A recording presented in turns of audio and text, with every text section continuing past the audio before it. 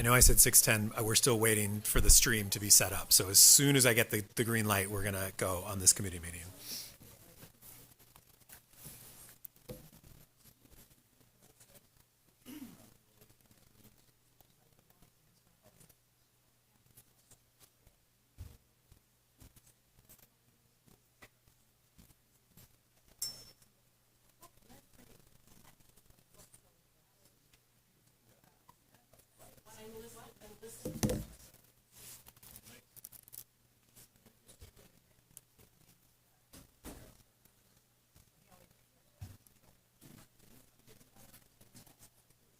Are we good? All right. Great. All right. Welcome, everybody. I'm going to go ahead and, well, I don't even have a gavel, but we're going to call to order the meeting of the School Facilities Improvement Oversight Committee, newly named this year. It's a little bit of a long name, but we'll get used to it. School Facilities Improvement Oversight Committee. And just for reference, so everyone knows, the members of this subcommittee of the board are myself, Director Brim Edwards, and Director Green, who I think was going to try and join us virtually, but Kara just let us know if he gets here on the screen. Thank you. And then the other board members, welcome, and we're really glad you're here to listen to the conversation. We only have one agenda item tonight. It is a big agenda item, but we're going to want to talk about the general obligation bond. And begin, I won't even say begin. We've been in the planning process around this for a very long time, but further that conversation and actually begin to wrap up, I hope, and begin to narrow in on what are the remaining questions around what a potential 2025 GO bond would look like. And so in service of that, we had, there is a staff memo. And I think I'm going to turn it over to you, Dan. I don't have many more other opening remarks. Again, there's been a lot of work on this for a long time. We had originally talked about maybe going out for this election coming up in a couple of weeks. We delayed that, and now some of the key questions which are in this staff memo are about timing and size and the overall cycle and all those other key questions, as well as the most important things about what we're going to do in the bond. I will say we did add a couple of comment slots, 2 minutes at the end of the meeting. So I know we have 2 people signed up for comment. I think we have 5 people on the wait list. I am hoping we move pretty efficiently through this conversation today. And the quicker we go, the more people we'll be able to take in terms of overall testimony. So hopefully we can do that as well. And I do hope everyone had a chance to read the memo. This is not a quiz and not a test. If you didn't, it's totally okay. I get it. We're busy people, but you might want to pull it up. There's a lot of really good information in there, and it walks through a lot of the detail. And that memo is publicly available on the PPS website for anyone who hasn't seen it. With that, Dan Young, Chief Operating Officer of PPS, I will turn it over to you. Thank you and good evening. So there are 2 materials. You had the staff memo, as Director Scott referenced, and also put together a quick PowerPoint presentation. I gave you all a hard copy. It looks like this. We'll walk through it up here as well. It's 95% a cut and paste from the staff memo. Just thought it would be helpful to just grab some of the highlights so we can walk through it. The memo is pretty dense, not going to go into a lot of detail, but we'll happily answer questions. And I'm going to try and go through pretty quickly. The goal, I think, overarching tonight is to stay relatively high level and look to land some of the big rocks, if you will, the big variables around bond planning. So as we go forward, we can land some of the big pieces so we can start really refining more of the detail as we go along. So the goal tonight is really exactly that, is really landing some of those variables around the bond size, the bond duration, the bond planning. That will allow staff to refine a plan and then bring back more detail, be able to answer more direct questions as we continue through bond planning. And Dan, can I just add one more thing? Thank you. Sure. Along those lines.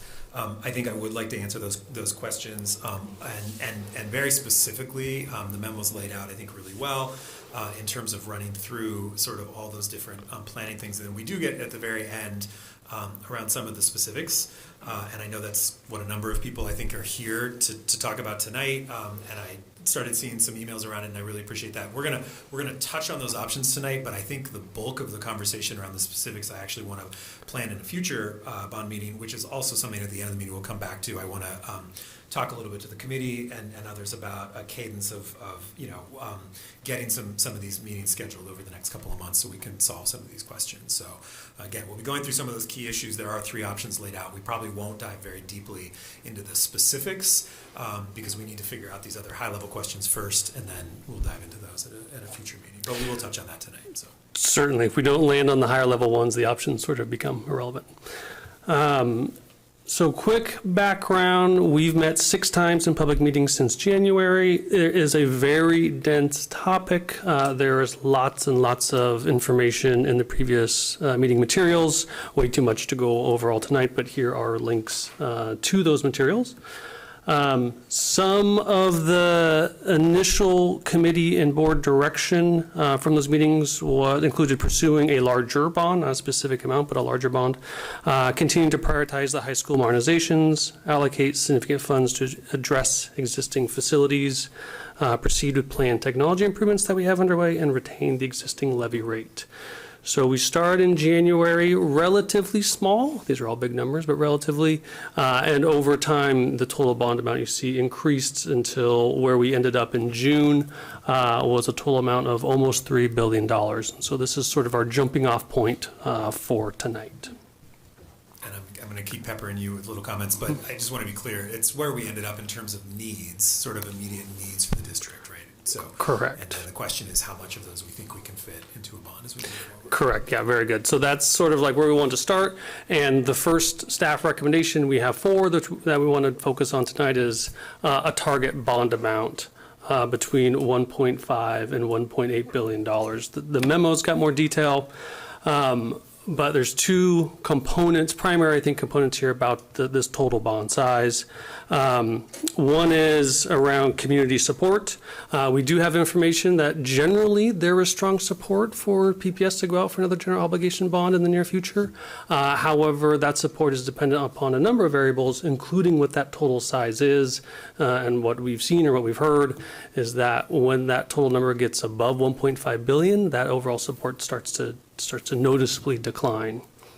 The other significant component here is capacity constraints, and we can only do so much at a time. So these billion-dollar bonds take many years to complete. And we estimate, so for the last 70 or so years, we've averaged about $200 million in total capital expenditure. And that varies. It varies on lots of things, the type of projects in particular.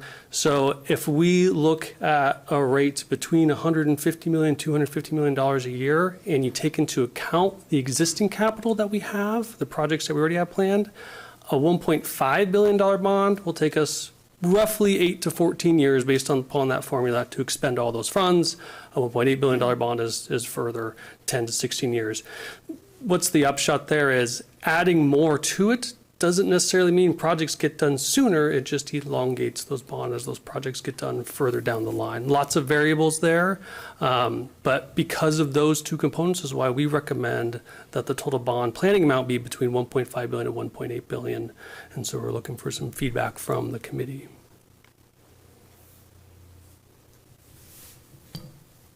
Do you want to stop on each one of these? Sure, if that works. Great. I wasn't sure if you were going to go through the whole presentation and come back to it. No, I can go either way. I've oscillated actually, back and forth. I think this works really well. So, again, sort of teeing up that first question about overall bond size and maybe some of the things I'll add. I mean, Dan, you touched on it in terms of we have information. We did some polling around this, and what the polling showed, and I don't have the details in front of me, but what it showed was strong support from the community for a bond of this size that maintained the existing tax rate. And this is one of the things that we always have a hard time explaining, but it's a very important component to explain. Because we're paying off previous bonds as we go forward, that creates a little bit more capacity. The levy rate is $2.50 Correct. per thousand. And what we're talking about here is an option where we could borrow between 1.5 and 1.8 billion dollars and not raise anyone's taxes, which is kind of incredible when you think about it, but I don't want to overstate that. It just means we're taking out another 20 to 30 years of debt to pay for some of these facilities. But polling showed that if we're able to maintain that existing tax rate, the tax rate would drop otherwise, to be really clear, but if we're able to maintain that existing tax rate, we can borrow this money. There was strong support for that. It did begin to drop the higher the number went, even, and there are some ways we can structure a larger dollar amount that also maintains an existing tax rate, but it means taking out much longer term debt with a much higher interest payment. And so support started fading for that, and then when we also pulled an increase in the tax rate, it sank pretty quickly. Correct. And so that was also, and I will tell you, I mean, this shouldn't be a surprise coming out of some of the things we talked about last year during the teacher strike and the incredible facility needs. I would love to be able to make the case to the public for a tax increase. And I think that the way we do that is by continuing to lay the groundwork through the bond programs that we are using, continuing, I think, to let the economy recover post-COVID, continuing to build support and trust. And there is a possibility in the future that our community would support another tax increase for our buildings for our kids. That's not the case today. And that was compelling to me, because I Right. wanted to sort of say, let's look at a tax increase. And when I looked at those numbers, I said it would fail. Right. So there's no reason to go out for a bond that's likely to fail. Questions about this particular issue, about the total size? Yeah, is it true too that we do have a limited capacity to get stuff done, right? So even if we went for enough money to do everything, we wouldn't have time to do everything. Is that correct? As Dan said, you would just be stacking out projects over a longer period of time. So in another 8 years, we can go for more. Correct, yeah, and we'll talk about that, kind of like the duration we think this bond will be here in a moment, but you are correct in this graphic here, it just alludes, I guess, to the memo. When we talk about capacity, there's three primary categories of our capacity constraints. One is like the project teams. We only have so many project teams, we only have so many project managers, only so many people on the site to manage the work, to manage the contracts. There's also internal staff support. So these large, in particular the large projects, but all the projects require a lot of support from internal stakeholders, subject matter experts. People often think that when you're working on a project, there's just one or two people making decisions, and really it's dozens and dozens of people. And so we can really oversaturate both our internal team, also the support that's in PPS, and then there's the third party, which is a huge component outside PPS, whether it be consultants or contractors, or even authorities having jurisdiction, like the city of Portland, being able to turn around permits. If we oversaturate any one of those, we start to run into risks, both cost risks, schedule risks, and ultimate what that final product is. If we start saturating two or three of those, which we can easily do when you're talking billions of dollars, then it just creates a very risky environment for completing projects on time and on schedule, or on budget. So I'll just weigh in. So this is on the target. So I would support this target for the primary reason that it allows us to finish the high schools. I can't imagine a scenario in which we went out for 8 or longer years and we didn't finish the projects, that we essentially would be telling one of the last few high schools that you're going to have to wait at least another decade. And I just don't think that's acceptable, so I would support the 8-year, but only because it allows us to finish what we've started. And you've actually jumped to the next item. Right, I know, but I'm just trying to explain my rationale. And also, having looked at the polling and obviously talked to my neighbors, I think any sort of increases in taxes, as you mentioned, is a non-starter. So this allows us that we have a very generous tax already that voters have approved. So renewing that existing rate to me is, I'm going to answer most of the questions just in one thing, but because they all kind of package together. But I think if you did it any longer or shorter, you start losing support for it. Because they are interrelated, Dan, why don't you run through the next two, the bond drop rate and then also the tax rate, and then we'll circle back around to those. Sounds good. So number 2 is the plan for an 8-year bond cycle. And what that means, like in other words, is anticipate the next bond roughly in November of 2032, assuming we're staying on the presidential election cycle. This section of the staff memo gets pretty wordy. PPS began the current capital improvement plan in 2012 based on an assumption of ballots every 4 years. However, those assumed smaller bonds, still significant bonds, but smaller general obligation bonds. With a succession of very large bonds that we have and are contemplating now, PPS basically has enough capital work at full capacity for, with what we're contemplating here, roughly the next decade.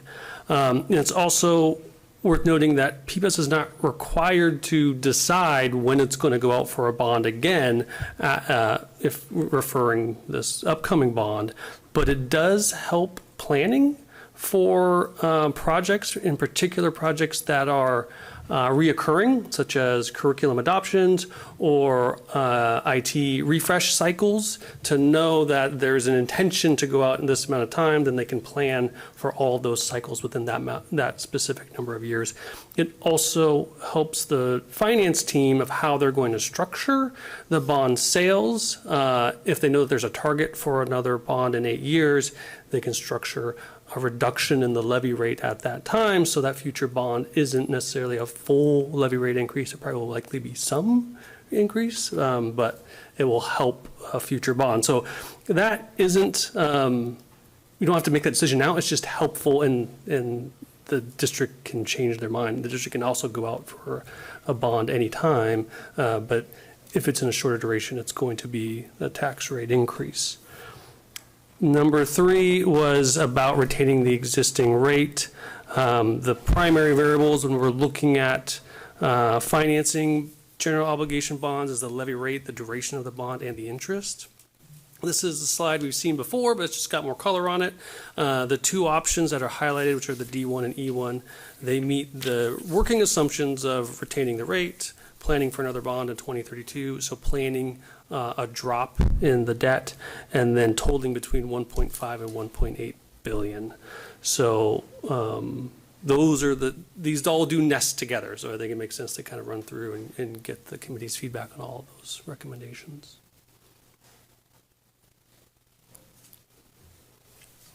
So sort of open it up again, thoughts on, again, all of these things in terms of the total bond amount between 1.5 and 1.8 billion, planning for another bond. And again, planning meaning, as you said, Dan, that we could go out in 8 years without raising taxes. We could go out sooner than that if the community would support a tax increase, or a board in 8 years could decide not to go out and could let the tax decline. All of those would be options, but from a planning perspective, that is what this sort of does.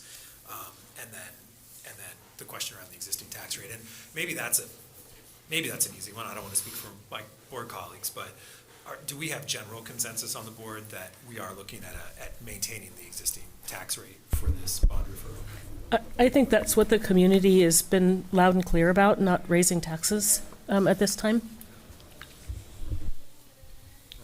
Yes, I'm supporting it. Yeah, yes.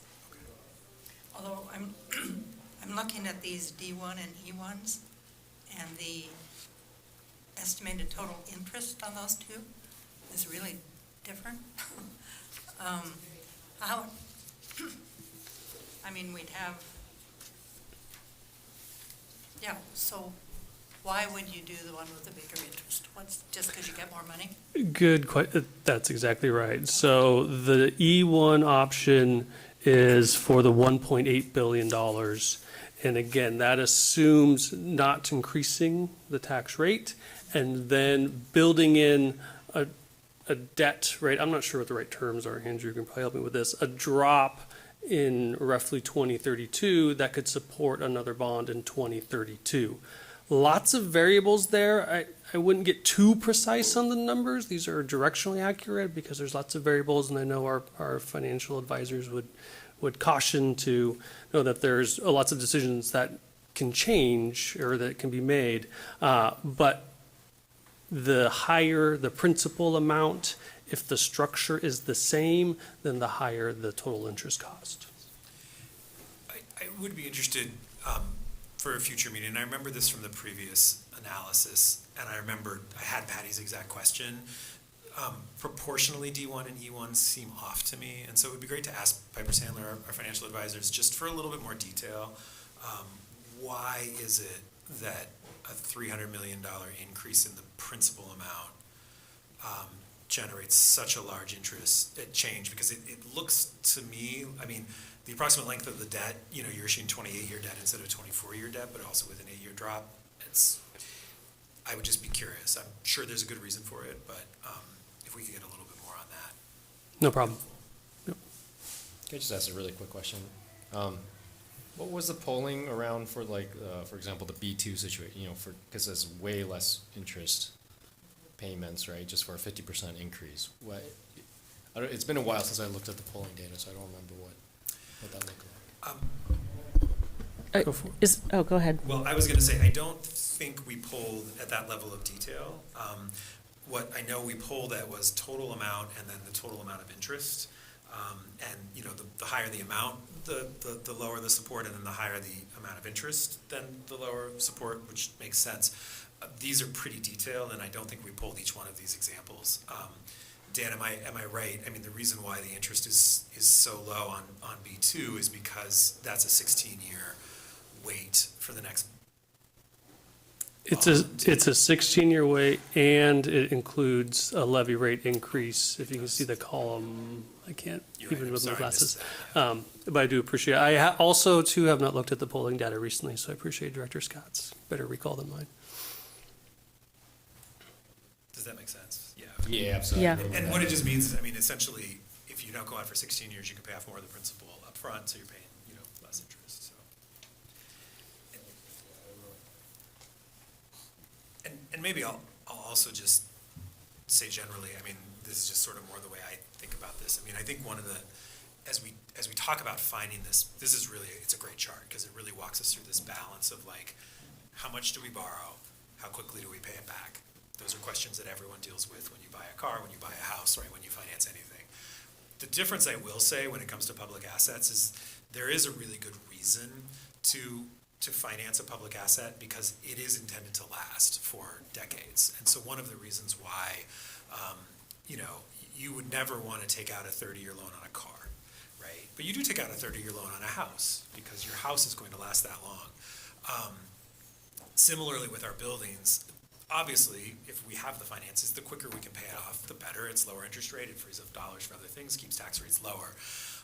But it's also not a bad thing to stretch the payment out so that because multiple generations benefit from the asset, that's one of the reasons why you finance things over a 20 or 30-year period of time. So there's not a right answer, just from a public finance perspective, in terms of getting there. But I think, and honestly, the right answer also varies depending on the community you're in.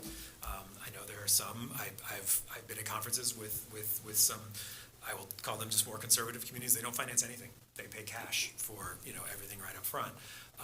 That also means that existing current taxpayers pay the entire freight for something that residents of that community are going to benefit from 20 or 30 years from now. There are other communities that take extremely long debt out, which can really raise interest rates and not raise interest rates, but raise interest payments. And so I think finding that balance is really what we're hoping to do in this process.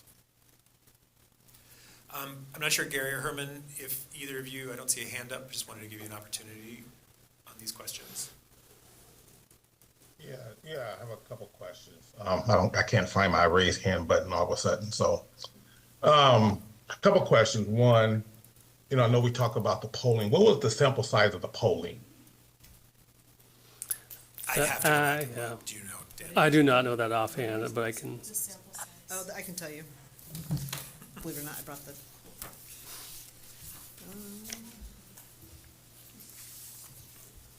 This was on my bingo card. The Julie would have. I'm gonna have to find it, but I have my file here. I'll get it for you, Gary. Okay. It's like probably 500. I mean, it created Yeah, a that's- statistically reliable sample.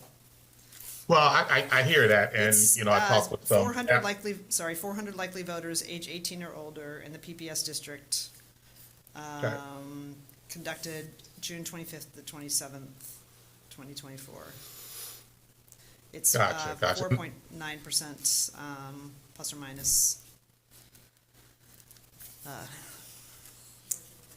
Thank you. Yeah, and the reason why I asked that is, I know with polling, I've been talking to some national polling companies, around the country, who have done polling for, President Obama and some other big, highly contentious races and stuff. And so I just wanted to make sure that when we're talking about our polling, it's not the end all be all. We're talking about a small sample, 400 something voting folks in Portland, and we are really reducing, we're reducing a complex issue into some very general questions when to do the polling piece. So as much as I rely on, I think polling can help to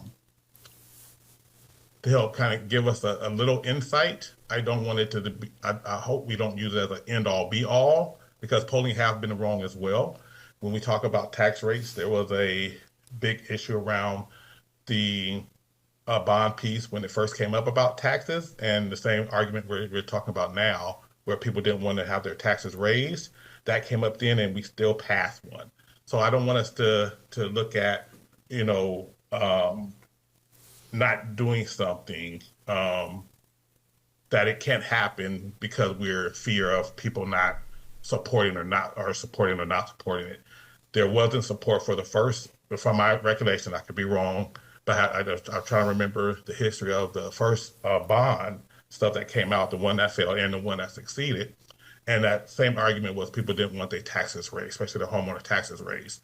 So I want us to come from hopefully we can come from a mindset of abundance, and people are going to try to make sure they do best for their kids.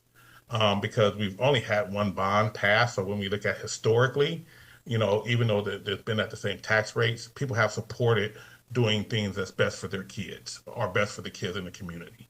So I want us to make sure that we're looking at what we can do and not looking at what we can't do. The other thing I was to say too is that, and this is a question for Dan, if we was able to increase our internal capacities, could more work get done? Or is that more based on the timeline of the school and the school schedule? It's a good question. Kind of broadly, when we have more scope, we look to staff up, but there are still limits. And something I'll notice is we've been trying to increase our capacity for years. We've had open positions. We're always looking for more to be able to complete more work. And so from a project team standpoint, I think there's more opportunity to increase capacity. From kind of internal staff support, that gets a lot harder. You're touching a lot of different areas, lots of different departments, dozens of different individuals or even more than that. And then certainly when it comes to that third party, that outside of PPS capacity, that is harder to influence. The example I've used before, I think here is, we run into contractor capacity almost every year with like our roofing projects. We try to do 4, 5, or 6 roofs every year. When the first bids that go out there might get, 3 or 4 bidders. By the time we get to the end, sometimes we'll get 1 or 0. And we've been in the situation where that very last bid is twice the number of all the other ones, and then we of course cancel that bid and go out again next year. So there are real constraints, both internal and external. All right, thank you. I mean, I guess for me, it will be, I'm always going to try to get as much as we can get, because what we are building for and what we are setting foundations for is our kids. And so, as much as we can get and much as we can do for our kids is always going to be my number one priority, whether that's 1.5, 1.8, or 3, or 5. I do want to take into consideration the constraints that our staff have capacity-wise as well, and make sure that we have a great balance. And what we don't want to do is get too much money where we can't do it with, and then it dilutes a lot of the stuff that we should be doing. So as far as the 1.8 or 1.5 or 3 or whatever that number is, I wanted to make sure that we will be able to complete the work and do the work and make sure that we are, affecting as many kids as possible. Great. Thanks, Gary. And I'll just add, I always love your optimism and actually the enthusiasm for keeping that sort of positive outlook about what we can do. And I think it's really important. For me, it's that it's that balance of what we can do and also the potential risk, right? You know, the bond in 2011 failed, and then they, 900 votes. you know, by 900 votes. It's not easy to, if you fail is a huge deal. And it's a huge deal not only because we would have raised, you know, hundreds of thousands of dollars for a campaign, gotten through the whole thing, but rebooting it is in and of itself, it's often more difficult to pass the second bond after a failure than the first one. And so that also weighs on me a little bit, is finding that balance between what can we make sure will succeed this time around. But and actually I think we're going to get to this a little bit later, but the whole question of you know, there's a lot of needs in the district, right? And so, you know, the quicker we move through them, the better it will be for our kids overall. The other thing I was going to say in terms of I also think the environment today in 2024 in Portland is different than it was, you know, 5 or 8 years ago. I will just say there was a zoo bond on the ballot. Some of you may have seen this last election that it passed, but it didn't pass by very much in Multnomah County, and like in the low 50s.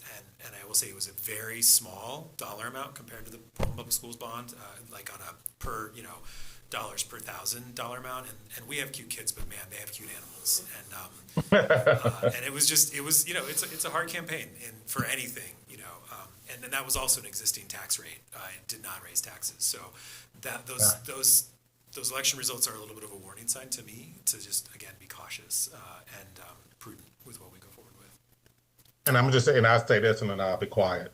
What's interesting, what got me is what after the levy passed, folks was, and it wasn't a whole lot, but I was getting comments from community members like why we didn't raise it, knowing that we had so much need for our teachers.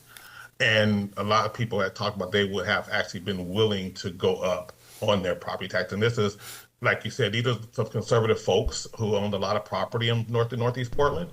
And they was actually, was surprising to me, they was actually wondering why we didn't raise it, because they would actually support it because they knew what it was going for. Yes, and just as a reminder, we can't raise our levy because the state caps the amount that we can raise. So yet another thing. Yeah, I had to explain that to them too. And I know you did. I know you did. Another thing we need to lobby the state to change. Yeah, I was just going to say also with the local option, it's very different historically, passing a levy for teachers and school staff than it is passing a bond. And I will just say, as somebody who looks at polls all the time, like every year, every cycle, especially in Multnomah County, is the appetite for increases. I mean, there's been a whole host of increases to pay for needed infrastructure, and people, I think, are willing to continue to pay a pretty high rate. I mean, I tell people what our rate is for PPS for our bonds. Like, it's like, well, that's a lot.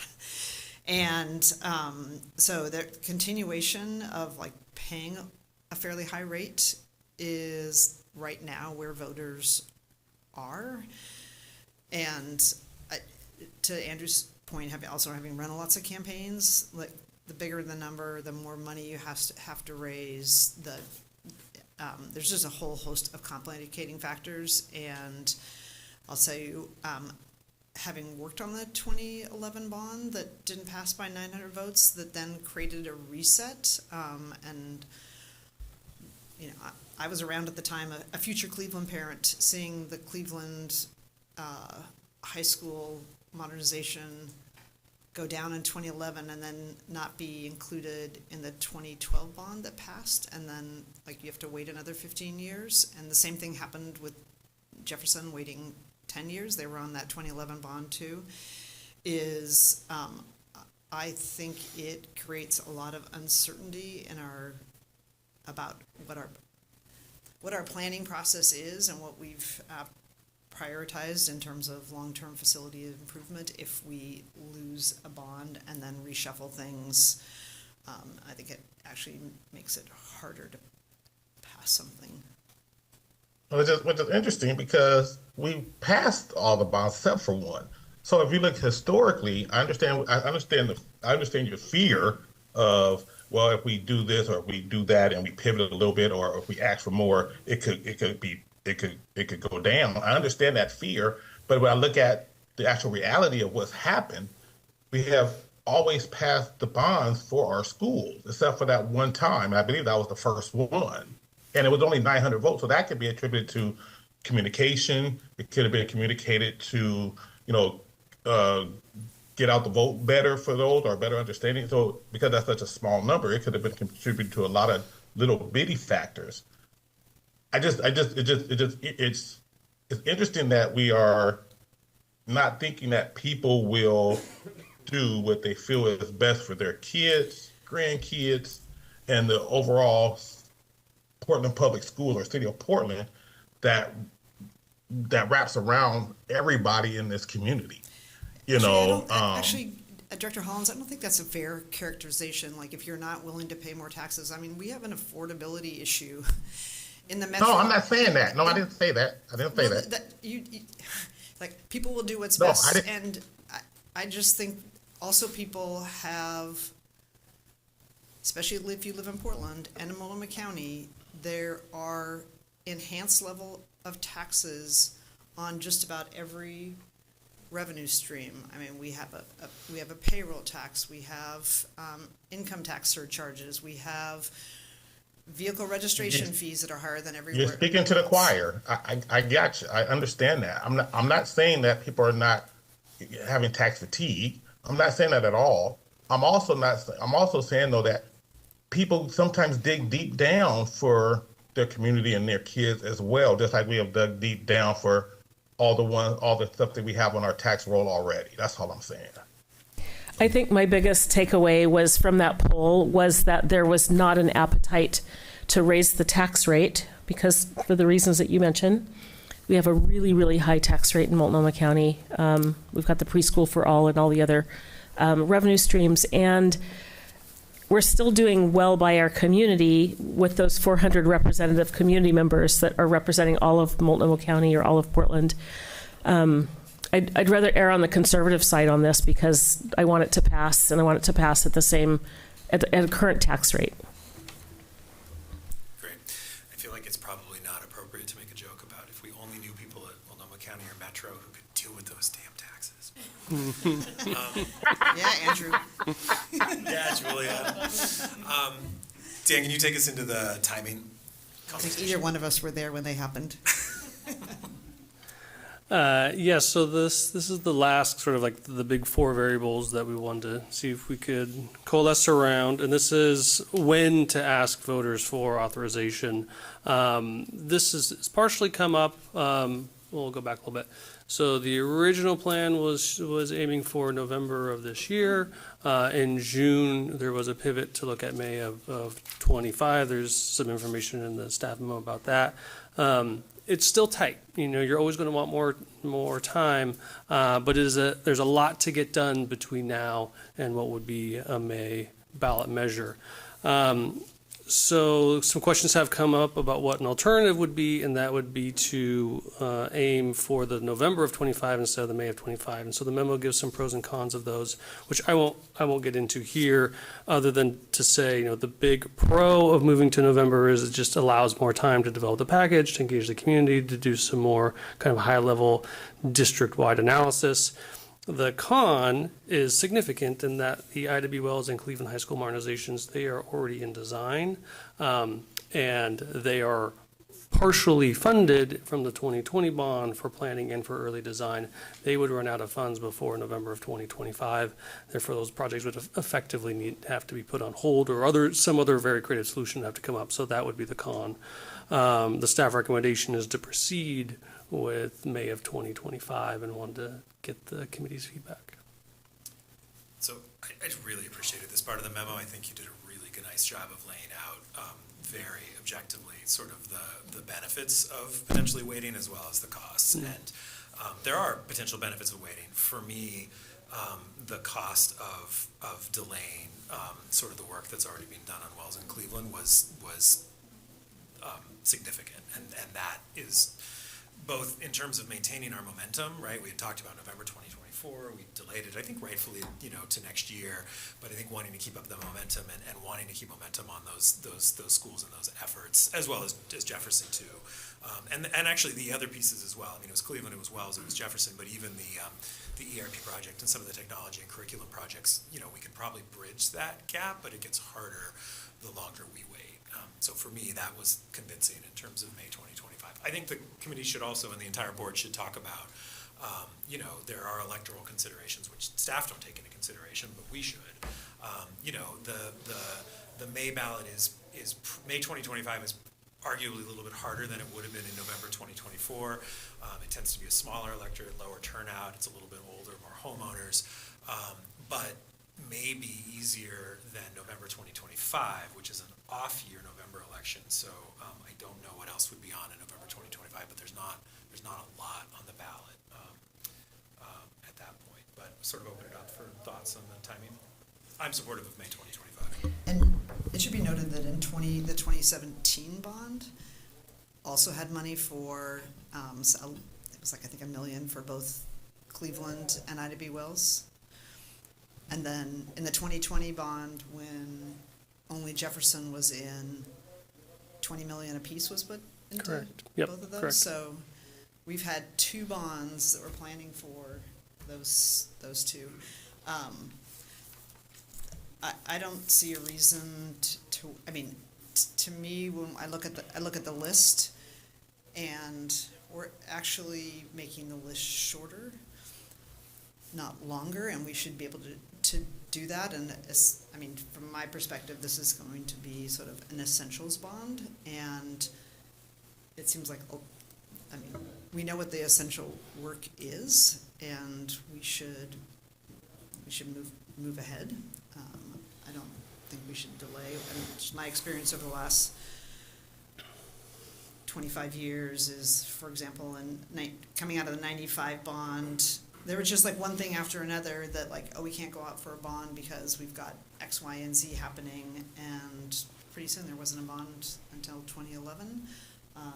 I think we have the basis, and the staff's done the work that sets us up well to go out and keep moving on this. And I'm just remembering all the committee meetings, Dan, where you said that the amount of money we had for some critical projects, roof failures, whatever they are, the things that came out of the last year's storms and our infrastructure, that the number was getting pretty small from the last bond, and that we should, refill that bucket of money that we know is super important just to keep sort of safe, warm, dry, accessible going. So I'm all for going in May. I have a question about the Cleveland High School location. It was listed as one of the potential benefits of the going for November 2022. So I know there's been some look, as we all know, Cleveland is bordered by high crash corridor. It's a really tiny location. So would going for May reduce the potential of possibilities of finding, and why? Like, It's a good question. I think the way that maybe the memo presented it made it a little convoluted. It was the memos outlining some pros and cons of if we were to push to November. That would give more time. That would elongate the projects. They would be in design longer. They would be put on pause effectively. What would you do with that time? I think even as we get into design, we know that Cleveland is in a tricky location. It's right on a highway. It's not large enough to accommodate all of the amenities that it needs. And so what comes up from time to time is there a better location? There is not an obvious better location. So the idea was, well, if there was time, we could do a more purposeful look to see if there is something that could be a better location. Again, there's nothing obvious that's out there, but that is what could be time well spent. thank you. The current design process is all, having participated in it, it's all happening on that site. It is happening on the site with the parking lot, and then of course all athletics that are not interior disperse. Right, but it's not happening like, it could be, 10 acres, some random place. It's happening designed right now Correct. Yes, on the current location. that is correct. Yes, that's current design. And is that design including going into the, working with the park department to make the athletic fields appropriate? Good question. When the Cleveland, so all the modernizations have a comprehensive plan that the board approves. Most of them, that property is PPS controlled property. And so what the board approves is largely within our means to complete that scope of work. When the Cleveland comprehensive plan was approved, there was what we call the term alternate, but that's not a great description, but a separate piece, an alternate, that was for Powell Park to put multi-use fields there. That is being designed. We are having conversation with parks. The team is also looking at potential other options other than just Powell Park to see if there is a better solution for athletics, because Powell Park is tight. It's not built for multi-use athletic fields. So all those things are happening. So yes, all those things. And ultimately, before we get to the point in the project where we execute the contract with the contractor, we will need to make a decision of what exactly we want to go forward with that design or not. Just wondering if the athletic park could be done before the school is built, since it's needed right now. That's a good question. There isn't funds to do it before a bond passes. Could it be sequenced in a way that's the potential? I'd have to ask the team if they've looked into that detail.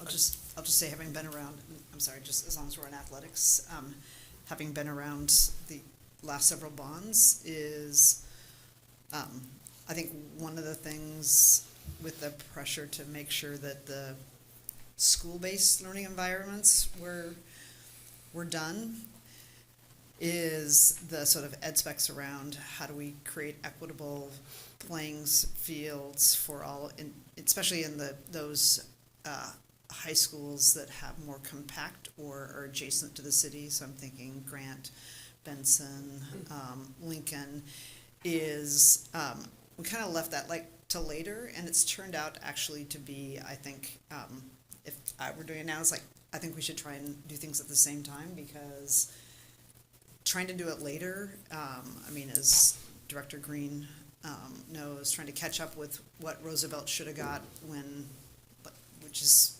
what the other high schools now get. It's complicated to do it later, and you're trying to add it in, and it's like, why didn't we get that when our high school is done? So I think it's better to try and move everything together, because we're still dealing with the trailing pieces from Grant, obviously from Benson, and I think this bond potentially would do a little bit of catch up. The other thing I'll just say about timing for the board to consider is it does, a May 2025 referral is, gives us some time for a campaign, but it's going to be here before we know it. And, it's, probably realistically need to raise $400,000 or $500,000 for an effective campaign to make sure it passes, which doesn't fall all on the board, it falls on the community as well. But sort of thinking about that and, are we giving ourselves enough lead time? Because again, once we refer it, staff don't touch it anymore. It's all on us and the campaign, working with the community to really move this thing forward. And so that's something just also really consider as we talk about timing. So we have some people signed up for testimony. What I'd like to do is take some of that testimony and then come back and have a brief conversation about your last slide around sort of the overall priorities, which again is more of a preview, I think, for future meetings, but I think it'd be good to go over the information you presented in the memo. So you okay with that? Great. Kara, I know we've got 2 people signed up and for the 2 slots and some people on the wait list. You want to call the 2 people on the slots? Okay.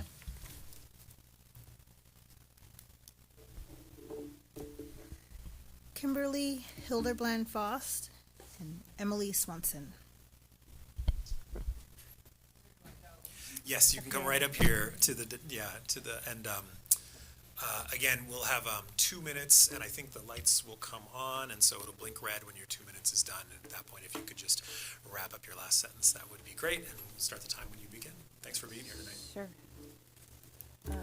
So I guess I'll go first. I'm a mom of a Cleveland student, and I'm here because I feel like Charlie Brown, who just got the football whipped away by Lucy, and I'm dejected, and I'm also angry. As long as I've been living in Portland, I've been looking forward to having an updated building for my kids, and I thought that I understood that we were waiting in line for our turn. I listened to Mr. Green's thoughts last week about spending responsibly and also spreading around funding to the various projects. Since 2012, we've spent on 1 pre-K building, 1 middle school, multiple pathways buildings, 6 high schools, also lead pipes, lead paint mitigation, entry door safety, technology for the whole district. So we are not just focusing on high schools here.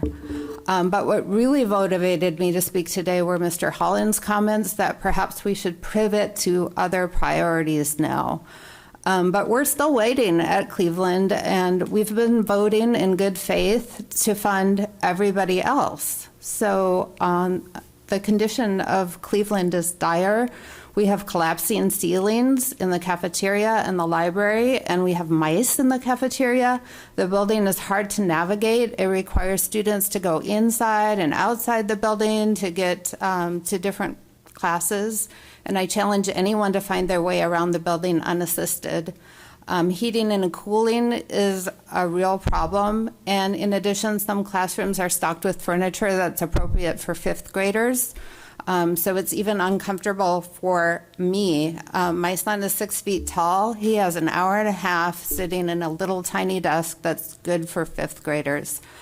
In Portland, we're really good at remembering that taxes exist to serve our community, and we consistently vote to tax ourselves so that we can leverage our power to work on big projects that can't be accomplished just by a small group of people. The Cleveland neighborhoods have shown up to vote to fund all the other schools that came before us, and it would be really unfair if this does not get on the ballot immediately. Thank you.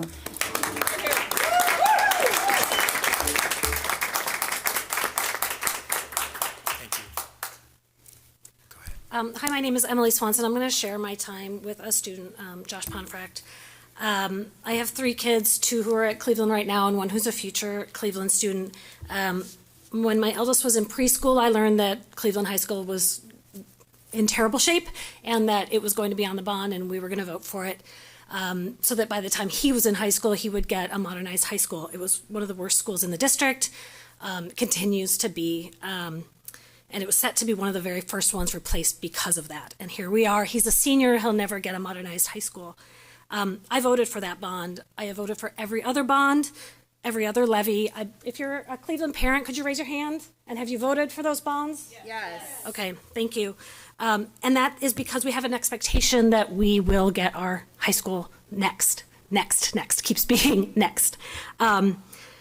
Also, the expectation of the voters is that the $40 million that has already been spent on this planning will go towards something. Otherwise, that is a waste of money. I'd like to see the rest of my time to Josh because he experiences what is happening in the building on a daily basis. All right, hi, yeah. I'm Josh. I'm a senior at Cleveland, and we cannot push this back anymore. It's been pushed back for 15 years. I thought I was going to get a new building when I was in 2nd grade, and I still have not and will not receive it. My sister, who's an 8th grader, might, and I don't think it should be pushed back anymore. It's falling apart. I know kids that have gotten hit in the head by ceiling tiles that have fallen. I personally have had to clean up trash bags full of ceiling tiles that have fallen in our student store because they fell over the summer and we needed to clean it up. I've also had to sit on floors of classroom because there's just not enough space and there's not enough desks to go around. So for 2 weeks, I had to sit on the floor of a classroom. In that same classroom, because we don't have suitable AC, it got to 115 degrees. That same year, I was in a classroom where it was 40 degrees. So our temperature regulations are just not suitable. It's not fair that kids at Grant get to go to school when it's too hot, but I have to go home because my school cannot facilitate my temperature needs. And we have been pushing this back forever, and it cannot continue to be like this. It's not equitable. I know the board preaches equity. It's not equitable that kids at Grant get to have this brand new fancy building, kids at Lincoln, but kids at Jefferson, Cleveland, and Wells have to keep living in this building. Lastly, Oregonian 2016 article listed Cleveland as a high-risk building for when the earthquake happens. So most of my classes are on the third floor. If the earthquake happens while I'm on the third floor, I might die because this remodel hasn't happened, and that's not fair that I have that risk and kids at Grant and the other schools that have been remodeled don't. That's not equitable. That's not fair. Thank you.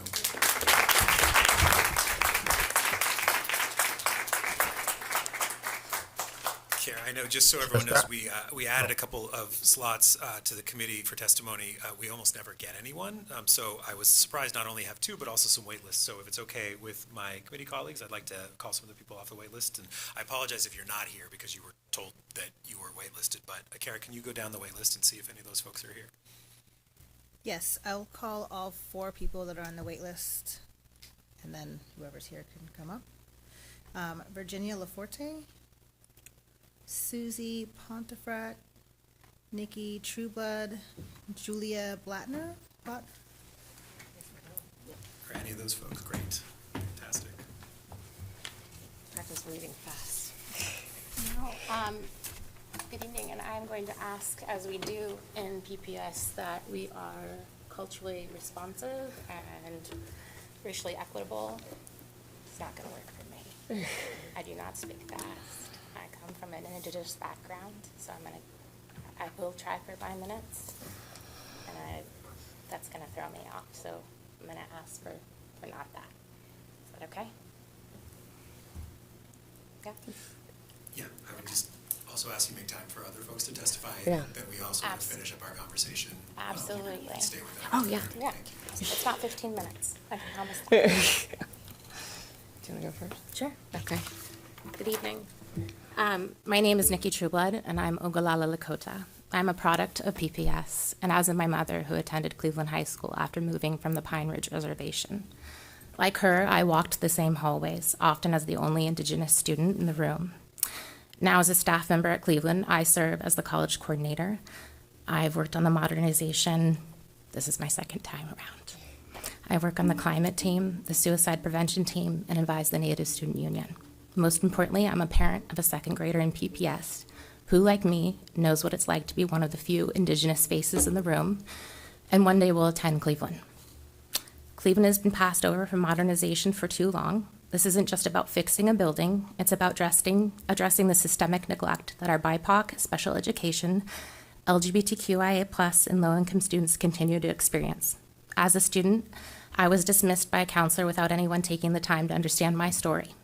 Our students still face this kind of invisibility today, exacerbated by a physical space that doesn't meet their needs or reflect their value. While Cleveland is often seen as a school for privileged students because of its IB program, this narrative ignores our underserved students, those who are Black, Brown, Indigenous, and from low-income families. These students face isolation, tokenization, because they are the minority. Modernization is about creating a space where all students feel they belong and can thrive. Our outdated building wasn't designed to welcome all students. In our current structure, access points are available by numerous sets of stairs inside and out, with one elevator, excluding those with disabilities unless arrangements have been made ahead of time to meet at one of 2 hidden entrances. We can't keep bandaging our heating, cooling, and sewage issues. We've had enough years of leaking roofs and inaccessible restrooms. Additionally, there is a lack of cultural representation in its architecture, making students and families feel unseen and unwelcome. Our students deserve more than the basics. They deserve a school that reflects the diversity of our community and gives them the resources they need. Our inspiring social worker, Michelle Hardaway, has helped us track data at Cleveland and has shown that there is an overrepresentation of suicide screenings and crisis interventions among BIPOC students. We've partnered with Sankofa to bring in culturally appropriate mental health support, but the lack of confidential space is an ongoing struggle. Our physical building is actively working against the very interventions we're trying to provide. We're in need of so much more than we can provide in our building. Our building, at over 108 years old, was created to purposely exclude others. Modernizing Cleveland, along with intentional recruitment and retention, is a pathway to bring more BIPOC staff who are so important for students to see and connect with. Representation matters.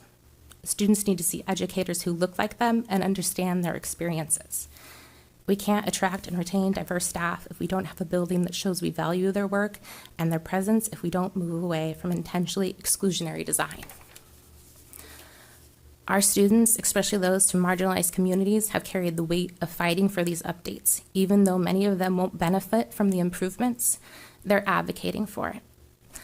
As my Ina, my grandmother, always reminded me, we must leave things better than we found them. The time for action is now.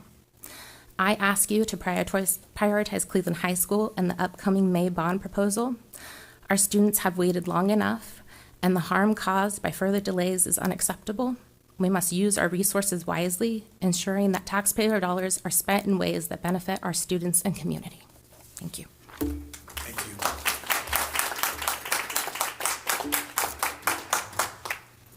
Hi, thanks for squeezing us in. My name is Julia Blattner, and as a Cleveland High School alum, 2002, a Cleveland High School teacher of 17 years, and future parent of 2 Cleveland students, I wanted to express my thoughts and concerns about the board's question to modernize the remaining comprehensive schools.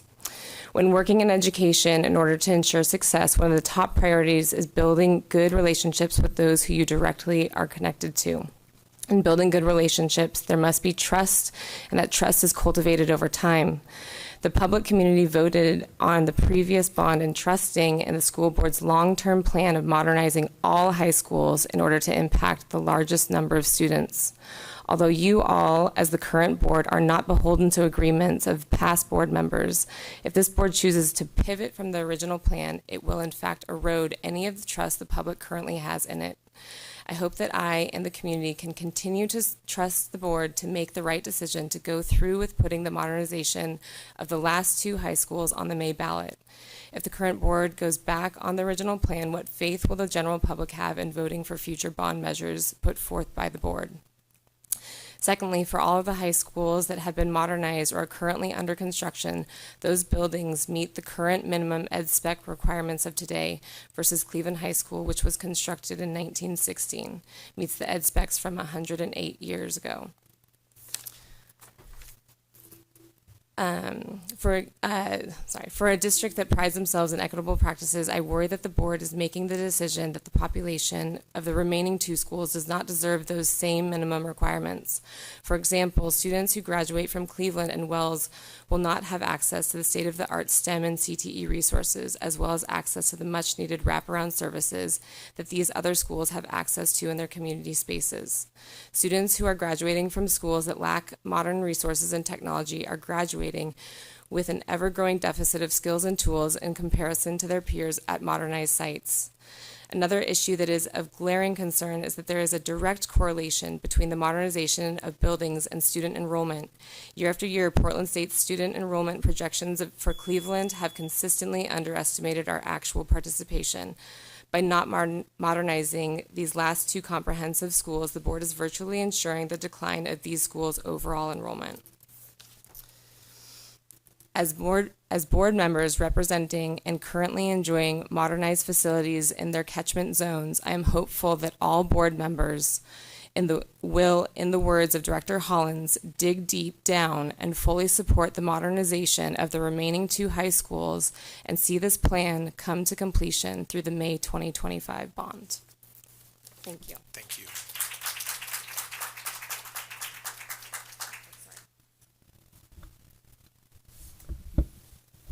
All right, I am Susie Ponifract. I'm the PTA president for Cleveland High School. And I honestly didn't think I was going to be able to speak tonight, so I don't have a whole prepared speech. But I just want to echo what everyone here has said. They've said it better than I could. A promise was made to Cleveland, to all the high schools, that they would be modernized. And breaking that promise would break trust with the board. And how can you expect the Cleveland cluster or the Ida B. Wells cluster to ever vote on another bond measure? As well as, quite frankly, Portland has come together for these high schools. We've all supported each other, so I think it breaks trust with the entire community. I do I want to say though, as the PTA president, just in the last 2 days, I have gotten so much feedback from so many parents who are so angry that it could even be suggested that we don't finish the high school projects.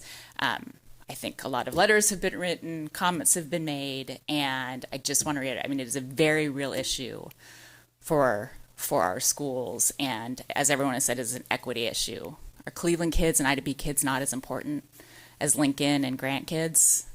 That can't be the case.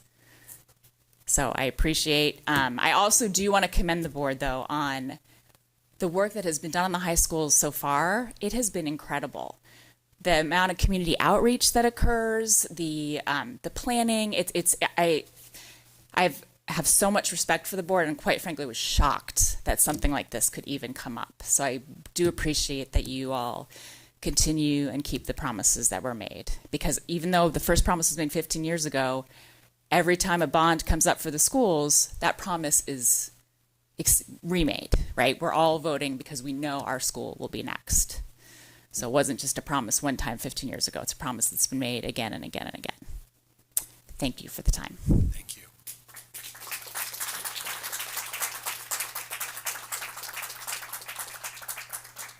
Thank you for everyone who came and testified tonight on this issue. Dan, why don't we wrap this up as quickly as we can? We've been going for about an hour because we started late.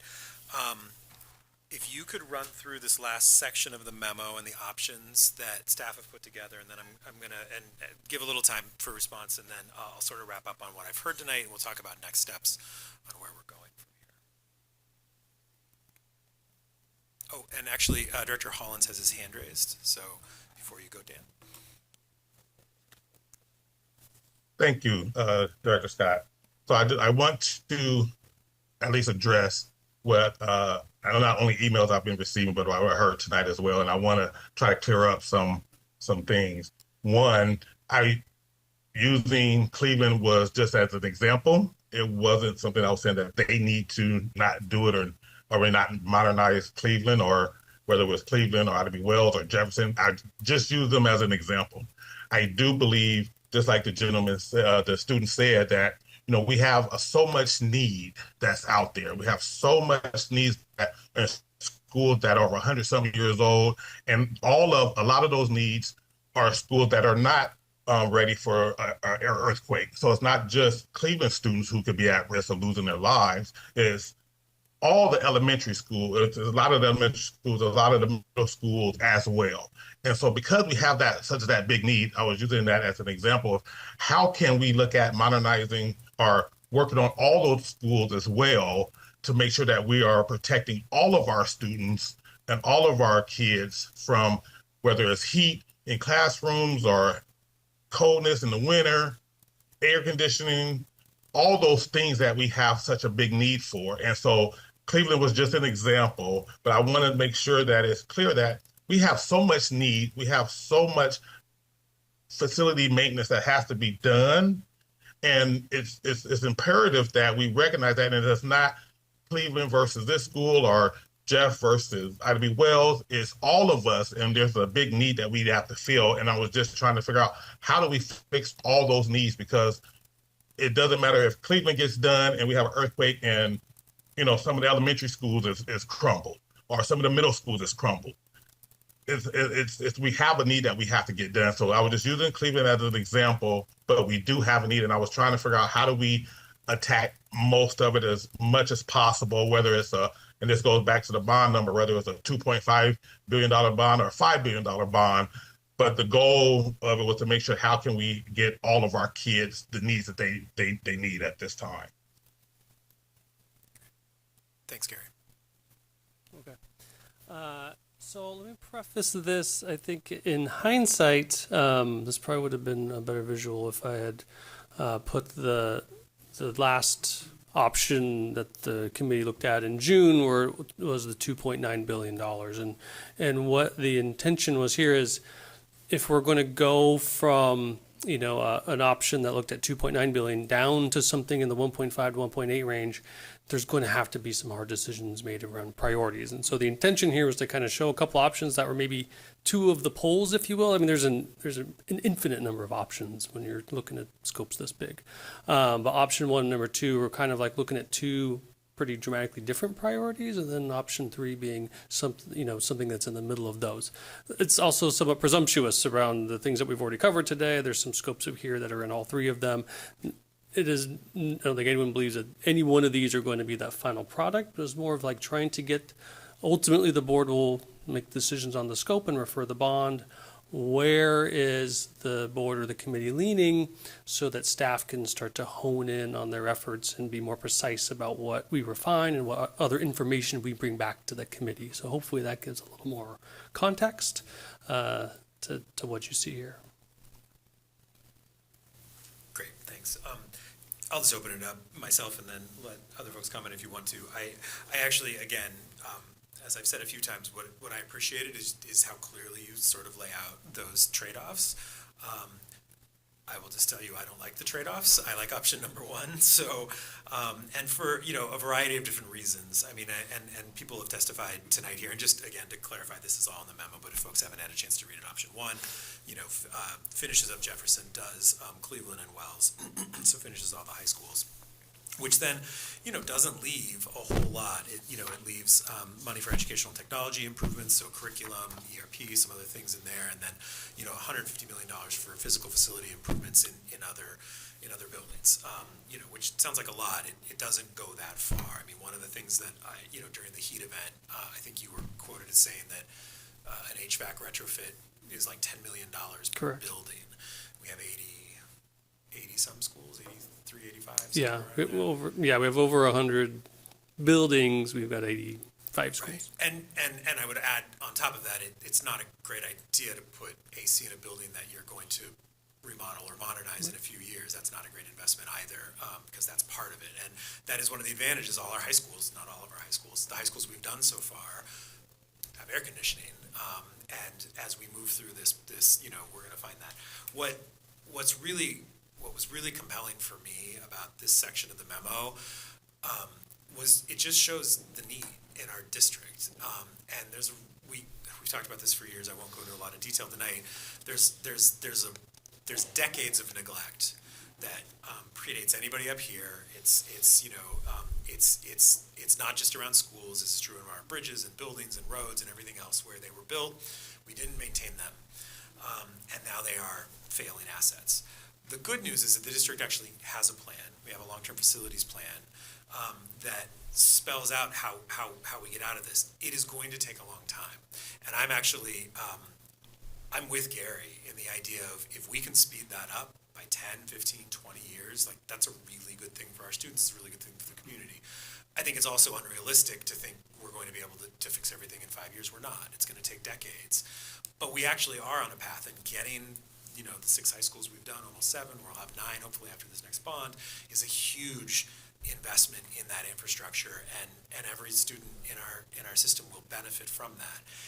And then we need to turn around immediately and start working on our middle schools, and we need to turn around immediately and start working on our grade schools. And so another reason why I really like 8 years is a long time for the next bond, but it's not 16 and it's not 24, and we can turn back around and begin making some progress on that as well. So I'll leave you with one question I don't expect you to answer today. I would love to get more detail. I know we have a long-term facilities plan, and in that we have facility condition assessment reports on some of our facilities. I'm not sure about all of them. I would love to sort of know what it would take to put together what if we were to go back out in 8 years for a bond, have we prioritized what some of those, if we were to tackle middle schools next, right? What those middle schools might look like where would we go first, which would we go first, how far would we be able to get in that type of a bond? I think it would be really helpful. It's hard to get anyone to think long-term, but I think it'd be really helpful as we talk about this bond, finishing up the high schools, doing some of these other key investments. What could another bond in 8 years look like? So that people who are thinking about having children, who have kids in kindergarten, might be able to think and say, hey, I can actually see that the district does have a plan. And it's a long-term plan, but it is a plan that gets us there. So I'll pass it on to others. Yeah, I have a question. It seemed like in a meeting we had before we talked about Oregon School Capital Improvement Matching Program, that we might be available or be able to get that. Is that true? That is true, and that totals, I think it's still $8 million. It may have gone up since then.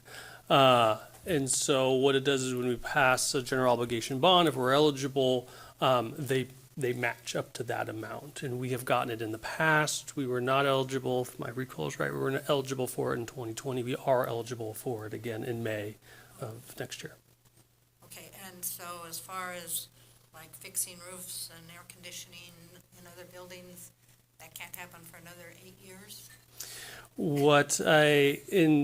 It will happen, it's just how much will we be able to address? We know that the district has significant deferred maintenance issues, also has important scopes of work that we wouldn't consider, deferred maintenance, something's not broken. ADA, for example, a lot of our schools need elevators to be able to provide full accessibility. Those are expensive. So the question is, how much can we allocate with the 1.5 to 1.8 billion, and how far do those dollars go? Are we moving down the line? Yeah, I mean, I assume we'll probably have to go to the full board to actually figure out what the direction is. But I mean, right now, I am for option one.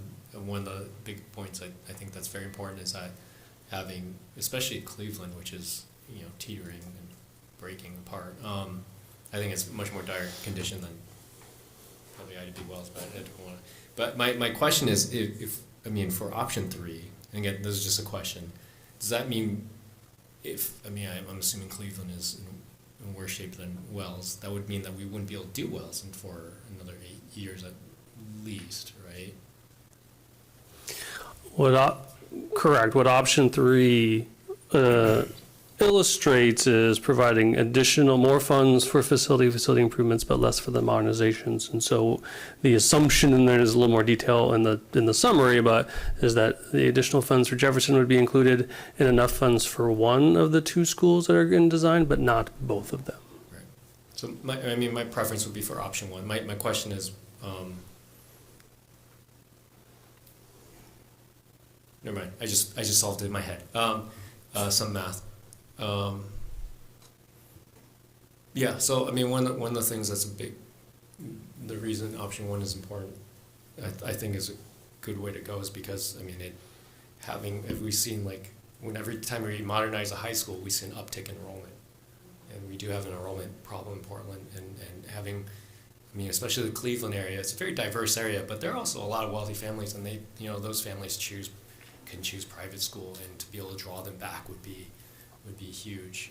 Same with the Wells community. So I think there's some benefits in option 1 that are not necessarily first seen right here that could be revealed if we go that route. Thank you. I really love the presentation. Yeah, thank you. It's really amazing. Thank you. Really good to see it. And I would just be in support of option number 1 as well, for some of the reasons that we heard from community members and in our inboxes.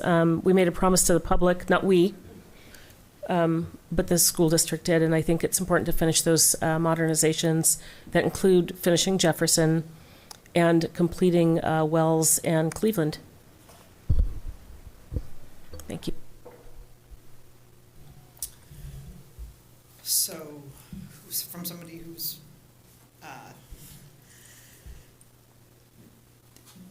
who's an alum of PPS, who went to a 40-year-old at the time elementary school and a high school that was literally on its last legs, Washington. Then I had 3 kids who went through PPS, and because of what was happening on the operating side, the 95 bond when my kids were in school had to be stretched over a 15-year period, and was for the most basic things and things you couldn't even really see as a student or didn't really enhance the school experience. So for me, this is all about paying it forward, and and having been involved in the early 2000s when we thought, how can we best get caught up with this? I think you're asking the right question, Director Scott, how do we get caught up? And at the time, the idea was the way in which we can impact the most students across the city and also bring the community all together is like we're all gonna like hold hands and agree that we're gonna move together with the high schools. Because we know that, you know, in theory, all of our students will go through one of our high schools, and that's the easiest way we can make the biggest, broadest community impact. So I do feel that, like, even though I wasn't on the board during all of those, although I've done some of them, and I've certainly been in all of those campaigns, I do feel like there's a commitment and a trust that a commitment we made to the community that we started on this, that we eventually would get all of our high schools done before we shifted to all of our other needs, and that's not diminishing the other needs as well, because we have, as been pointed out, we have done things for the middle schools and elementary schools and made some pretty critical improvements at our other schools. They just haven't been modernized. So I wouldn't support option 2 or option 3. I'll just say that. Like, I'm definitely option 1, and option 2 or 3 to me are off the table. And I'm going to go back to the conversation, Director Scott, you and I had in 2020 when we got sort of the bad news that, like, we couldn't put all 3 of the high schools at the time. We couldn't put Jefferson, Cleveland, and Wells on. And so a conversation in which my zone has Cleveland and Director Scott's zone has Wells. The right thing to do at the time was, if you could only do one high school, to have Jefferson move ahead. But for me, it was clearly, and the next bond, for sure, we're going to finish the last 2 high schools. And it wasn't, well, we'll talk about it again. So from my perspective, I feel like there was a commitment made to the broader community. But it was the same commitment we made to all of our other school communities. When McDaniels, you know, was sitting and watching Franklin and Roosevelt go, it was like, but your turn's going to come. And that's what we told all the high school communities. So I would only be for option 1. And just a couple things on option 1 I would say is I do think we should be pressure testing the question of, like, why are our high schools cost so much? Because I think that's a good question, and I know that you have a consultant who's going to do some analysis, and I think that's an important question, because it can't just be, well, just because you're next and we promised it, you get a high school, like, whatever the cost. So we should be pressure testing that. On the educational and technology improvements, I'm going to want to see a lot more detail. I know they're absolutely needed, but I also think when we're making trade-offs and we're saying we're not going to make some sort of health and safety improvement at a school, and we're going to be making an investment, say, in curriculum instead, I'm going to want to know that we had that we made those curriculum purchases in a cost-effective way. We just spent $70 million in the last bond on curriculum. So, like, what does that look like with a lot more specificity? Because we're not going to be doing something else. And I have some other comments on just smaller issues, but those would be the big buckets. I think, you know, for the community to be able to see, like, what is it that we're buying. I think, you know, it's for technology. We know we need some infrastructure, but also, like, our commitment to, you know, every student having access to a Chromebook. You know, does that allow us to do that, and what are the trade-offs? So. Thank you. Director Hollins, did you have your hand up? You did, and then it came down. Oh, well, I was just going to just comment on this, and then I will have said my piece. You know, one question is, I can't remember, Dan, how much do we end up having that we accrue in deferred maintenance every year?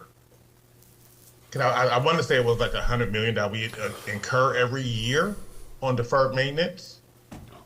Yeah. I can't remember exactly what that number was. Yeah, let me give a little context. You're good. You're pretty close. And where that comes from is, so we have a facility condition assessment that's several years old that went through and at a high level identified, I think it's like 15,000 assets. And that gave us our big deferred maintenance number, which in project costs, you know, far exceeds $1 billion.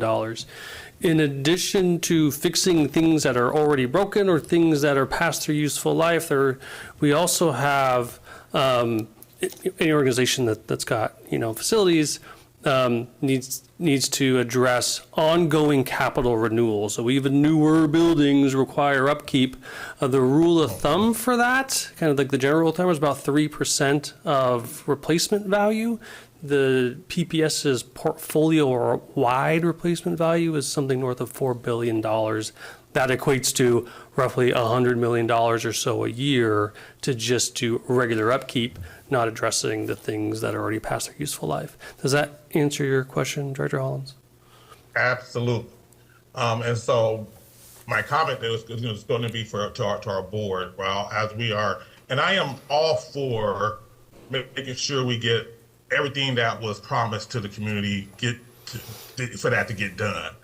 We also have another responsibility to make sure that we're not putting future boards in the same position that we got put in by having all this deferred maintenance that's coming up that we're not going to be addressing as well. And that's what I want to make sure is clear, that we have almost $100 million a year in maintenance that comes up, and some of it is deferred to next year, so we're keep passing the buck down and down. I will implore us to at least look at how much we go out for without raising taxes, because none of the options that was on there raised taxes. So even if we did a $3 billion bond, I understand it goes out longer, but then we get to tackle a lot of the other deferred maintenance that we have for all of our other elementaries, middle schools as well. We had an issue this year where we had a whole school or two schools that had to be relocated because of deferred maintenance. And so while we're talking about kids going to, get that experience in high school, we have to get them prepared to want to continue with their educational experiences when they're in K through 8 to even want to get to the high school level piece. And so if we neglect them, and I understand that this is a long process, but I would just implore us to at least raise the amount we're going to go to the bond for without raising taxes, to do that as well. It would be, when we talk about, this is an easy way, we don't have to do easy, right? We need to do what's necessary for our kids at the high school level, at the middle school level, and at the elementary level as well. If we have an earthquake in 5 years, we have a potential of a whole bunch of other schools that could be in trouble. And while we're making a decision today, we still have to be mindful of them tomorrow. And so at the very least, I would ask us to at least raise the amount that we're asking for in our next bond, once again, without raising taxes, because on part of the slide that was showed, we can ask for more without raising taxes. It would be very hard for me to support any campaign that we're not at least looking at that moving forward. Great. Period. And if that means I have to campaign against it, resources, whatever I have to do that, that's fine, because I want to make sure that we're not just looking at our high school kids, but looking at all of our kids at the same time. And I think one way we can do that is at least raising the amount that we ask for on the bond. Thanks, Director Hollins. Director Green? Good evening, everyone.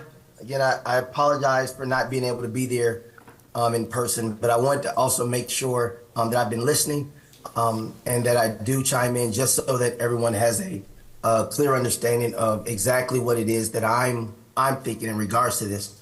I don't believe there was ever a moment where I didn't believe that we ought to do the high schools.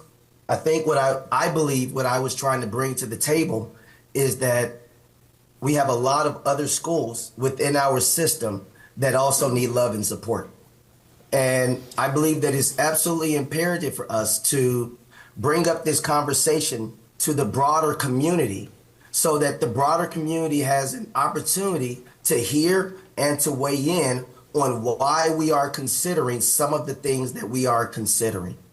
It's imperative to understand that as right now we're talking about making sure the last of our high schools get the level of modernization that they need, and that what was a promise to them, because this is where the most of our students will one day end up. My concern is that if for of the 8 years of their 12-year education, they are in broken, dilapidated buildings where it looks as though and feels as though that we don't care about their education as much as other school districts might, then we could possibly also lose students and families to some of our surrounding districts. We also have to keep in mind that as where young people are, they're getting their, the whole desire of wanting to learn, feeling comfortable learning, and believing in the education system, that they're coming into spaces sometimes that don't necessarily show the same things that we are trying to project. One of the students that got up to speak this evening spoke about the rodents within the buildings, and I want to touch and agree with that student to say that should not be the case for your educational experience. And I also want to add to that it's not just the high schools that are dealing with the rodents in the building and the infestation, that it's also our elementary and our middle school kids that are dealing with some of these same issues. And they are dealing with these issues for a much longer period than just the 4 years in high school. Now, for those that have dealt with it, as this student was, I believe, trying to express that they went through our elementary schools, they went through our middle schools, they finished their high school. So their entire high school educational journey was one where, quite frankly, they had to deal with dilapidation and the lack of quality and the lack of service. And what I'm simply wanting to get on the table is the conversation around how much more could we do with some of our funds if we were to say, okay, yes, we are going to continue with our commitment to get all of our high schools done, and we're going to somehow figure out a way to make the tough decisions where we can also tackle some of our elementary and middle schools. I believe the question has already been answered around our deferred maintenance. And I know Markham was one of those schools where they were out of school for a while. I know Ockley Green is currently a school that has been dealing with air and health and safety problems, which is also what I believe both the parents and the students are trying to bring to our attention right now, that the students that are going to high school and entering into these school buildings, they, from an equity perspective, they deserve some of the same liberties and freedoms of being able to have clean air, available space, opportunities that all the other surrounding high schools have. My argument is going to be, or my question for the community is going to be, then what about our elementary and middle school kids? Do they not deserve these things? We brought up the concept or the idea that should an earthquake happen, that the student could have possibly died in the earthquake. And I want to continue on with that level of thinking to say, should an earthquake happen, a high school student who is much more aware of his surroundings and what is going on, yes, they could, and they're going to recognize it a lot sooner, and they may or may not be able to get out of the building. Elementary and middle school kids are even less likely to make out of some of the same buildings that would be impacted by the same earthquake. So our elementary school kids, our pre-K kids, our middle school kids, all of those kids that are in these dilapidated buildings are going to have a much less opportunity or less likely to make it out. And I know that none of us are thinking that we want this to happen. I'm saying, since it was brought up, let's not just simply think about it from the perspective of a high school student. Let's also think about it from the perspective of the pre-K kids, the elementary kids, and the middle school kids who will be in our dilapidated buildings at the exact same time. And those buildings are just as old, if not older, than our last two high schools. So does this not bring into question for some of us who are forced to have to decide and to think about these things, what are some possible alternatives that might be able to not eliminate it, but possibly reduce it? And that's what we're trying to get on the table. What we're trying to get on the table is a conversation, or at least I am. What I'm trying to get on the table is a true, real-life conversation around how are we going to deal with the dilapidated buildings that our kids are going to spend the next 8 years in. Instead of just going with the easy answer of, because people are coming out and they're complaining, let's just say, okay, and we're not going to do it. Let's push back a little bit, because I believe in pressure. Let's push back a little bit, and let's talk about yes and instead of but. And so those are my 2 cents to it. But I do love this conversation. I love that we're having it, and I just want us to have it a lot more. Thank you. I'm done. Thank you, Director Green, for that. Okay, we're 40 minutes over the time originally allotted for this committee meeting, and we're going to have more. So that's why I'm going to go ahead and wrap us up, because we can have more of this exact conversation. What I heard tonight is that there is not board consensus around the amount, although a majority did indicate the 1.5 to 1.8 million, but I think it's a question we'll come back and consider. There was consensus around existing tax rate, keeping that where it is.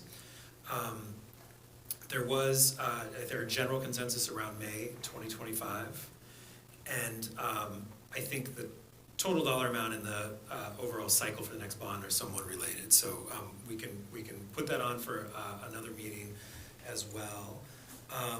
And then I did hear a majority of the board express preference for option number 1, but some strong preferences for other options as well. So I'd also like to put that on a future committee conversation, just more to dive into the details just a little bit more.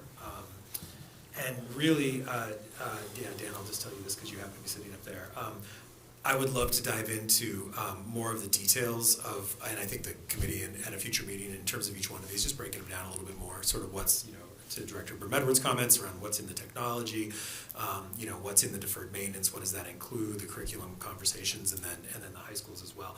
And I know that we are working on, you're working with an outside consultant to look at these questions of costs, why are costs higher in Portland, and what's explainable, and maybe what do we need to scrub a little bit more. I would also note there's a contingency in here that's sizable, as it should be at this stage, so good job for including a sizable contingency. Ideally, we won't have to spend that, on the buildings themselves, which means there might be, some additional money that could go for other things in there as well. So we can dive into that a little bit more, and then come back and talk about what the long-term plan is, because I think you have heard that from everybody, including Director Green and Hollins, in terms of what is our long-term plan for our buildings overall. So you got some of the answers tonight that I think staff are looking for, and I think we'll have a conversation in the next meeting about more of them. Thank you. Did an excellent job tonight. Keeping everybody mostly on track. Could we also ask, and maybe this is, you've already said it, but an alignment with our long-term facilities plan? So did you talk about that level of detail? I think it's great. So we have an alignment with, we kind of have a plan or a long-term facilities condition report, and how any extra monies, I don't know if the contingency, but how they fit into that plan. Yeah, no problem. Long-term. Thank you. We're adjourned.